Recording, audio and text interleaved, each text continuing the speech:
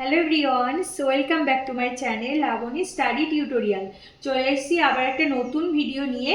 আজকে আমি দেখাবো ইংলিশ গ্রামার। ঠিক আছে, ইংলিশ গ্রামারের যে প্রিপোজিশন একটা মেন পার্ট হচ্ছে প্রিপোজিশন। এটা আমার সমস্ত ক্লাসে, তারপরে কম্পিটিটিভ এক্সাম 5 to 10 যে কোনো ক্লাস, সমস্ত পরীক্ষাতে কিন্তু প্রিপোজিশন এই গ্রামারটা অবশ্যই আসে। তো আজকে আমি প্রিপোজিশনের বিভিন্ন রুলস বা কিভাবে করতে হয়, কোন ওয়ার্ডগুলো ব্যবহার হয়, প্রত্যেকটার মানে সেগুলো ধীরে ধীরে বোঝাবো। তো ফার্স্টে প্রিপোজিশনের রুলস থেকে আমি শুরু করছি, এরপরে আমি পরপর এই প্রিপোজিশন সম্পর্কে কখন বসে, কোথায় বসে সব দেখিয়ে দেবো। ঠিক আছে, তো চলো আজকের ফার্স্ট প্রিপোজিশনের উপরে ভিডিওটা স্টার্ট করা যাক। আচ্ছা, ফার্স্টে দেখো কি আছে রুলস অফ প্রিপোজিশনে। ফার্স্ট আছে ডেফিনেশন অফ প্রিপোজিশন। ঠিক আছে, ডেফিনেশন অফ প্রিপোজিশন মানে প্রিপোজিশনের সংজ্ঞা বা প্রিপোজিশন জিনিসটা কি বা কাকে বলে। ঠিক আছে, তো দেখো ডেফিনেশন অফ প্রিপোজিশন কি বলেছে, মানে প্রিপোজিশনের সংজ্ঞা। হ্যাঁ, তো ফার্স্টে যেটা জানবো, a preposition is a word placed before a noun or pronoun or noun equivalent to show its relation to other word in the same sentence. the লাইনটার মানেটা কি ধীরে ধীরে ভেঙে বলি।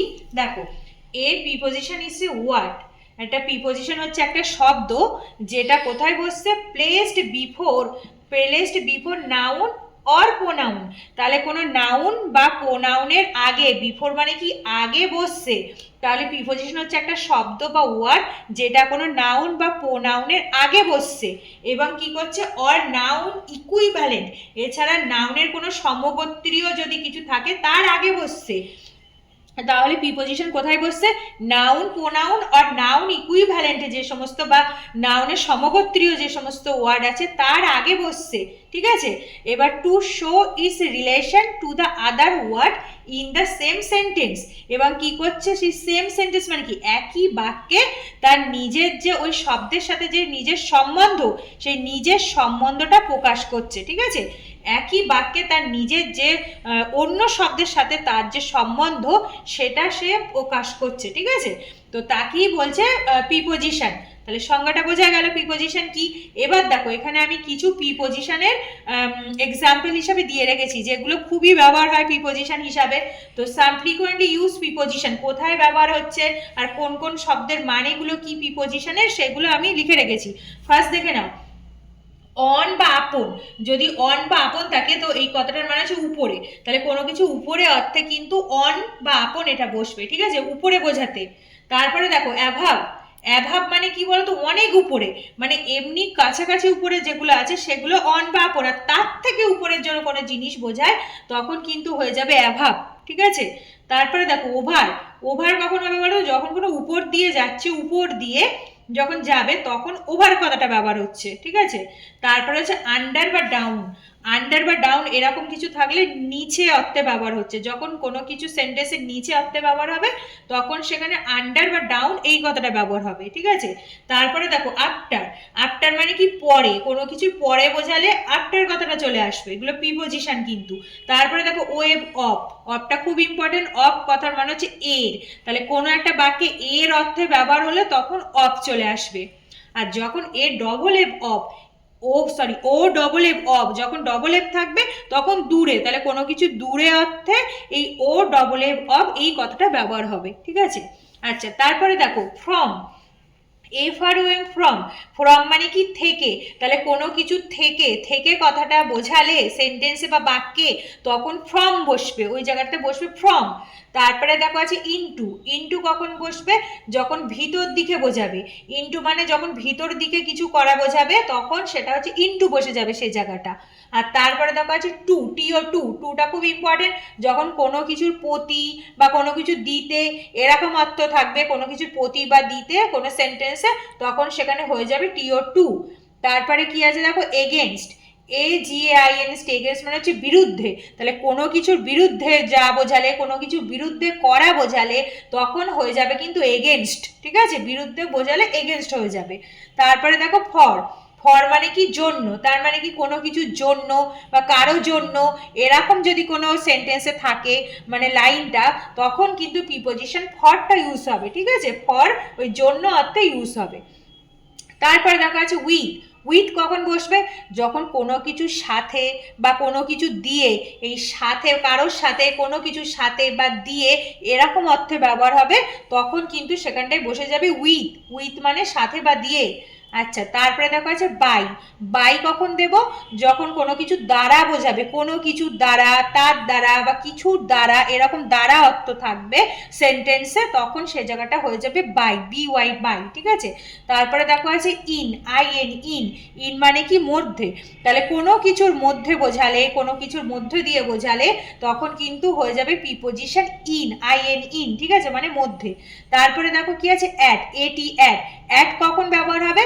অ্যাট মানে কোনো কিছুর দিকে বা তে অর্থে, কোনো কিছুর দিকে বা কারোর দিকে তাকানো বা তে অর্থে, এই সমস্ত কিছু থাকলে তখন হয়ে যাবে কিন্তু প্রিপোজিশন অ্যাট। তাহলে অ্যাট মানে কি? দিকে বা তে অর্থে ব্যবহার হবে।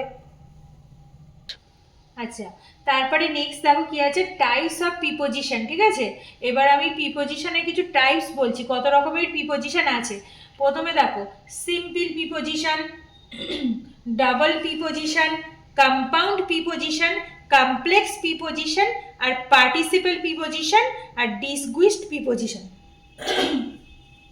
ডিসগুইস প্রিপোজিশন, তাহলে কটা বললাম বলো তো? তিনটে ছটা।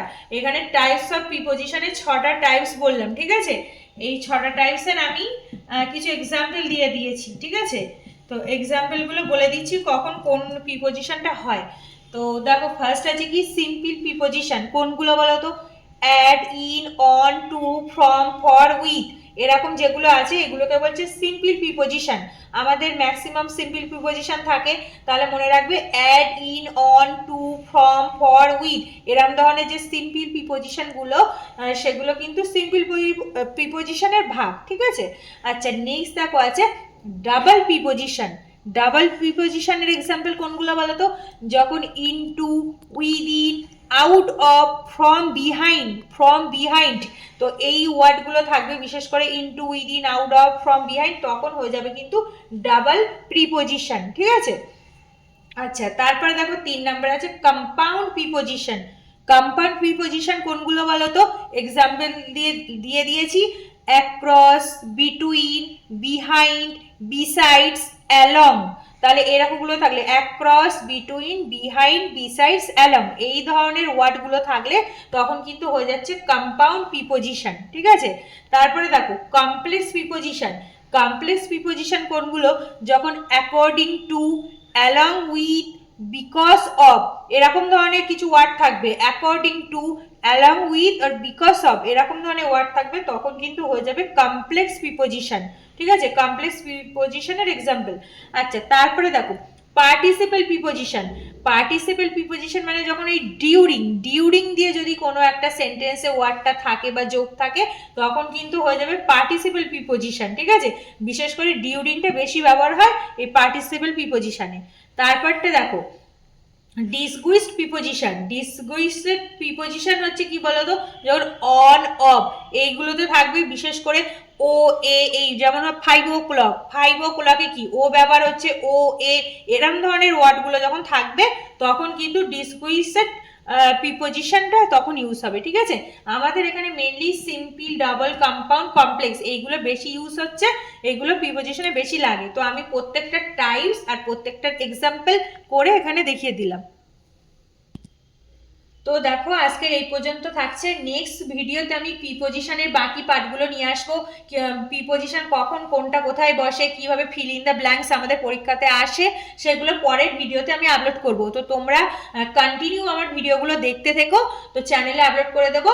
তো thanks for watching my video. আজকের ভিডিওটা যদি তোমাদের ভালো লেগে থাকে তাহলে ভিডিওটিকে লাইক, শেয়ার, কমেন্ট করো আর চ্যানেলটিকে সাবস্ক্রাইব করে দিও। তো দেখা হচ্ছে পরবর্তী অন্য কোনো নতুন ভিডিওর সাথে। ততক্ষণ সবাই টাটা, ভালো থেকো।